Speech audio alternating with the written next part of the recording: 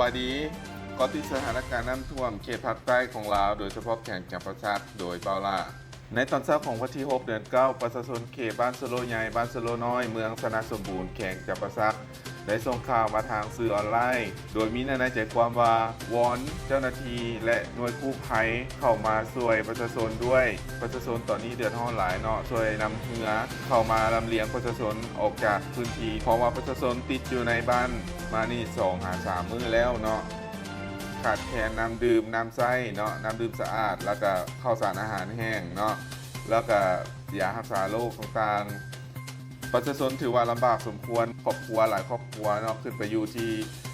บอนสูงตอนนี้หันได้กางเต้นนอนอยู่ในป่าเนาะก็คือว่าวอนเจ้าหน้าที่นำเรือเข้ามาลำเลียงด่วนสามารถโทรสอบถามหรือโทรประสานงานกับในบ้านสโลใหญ่ที่เบอร์ 030-984-3098 บอลาเองก็วิ่งวอนเจ้าหน้าที่เนาะที่อยู่ใกล้แถวนั้นก็ขอความช่วยเหลือเนาะเพราะว่าประชาชนเดือดร้อนแห้งข้าวสารอาหารแห้งก็ขาดแคลนเนาะก็ถือว่าอยากให้เร่งเข้าไปช่วยเหลือโดยด่วนเนาะตัวนี้เป็นถือว่าขอให้เป็นเคสพิเศษเนาะขอให้เข้าไปช่วยเหลือด่วน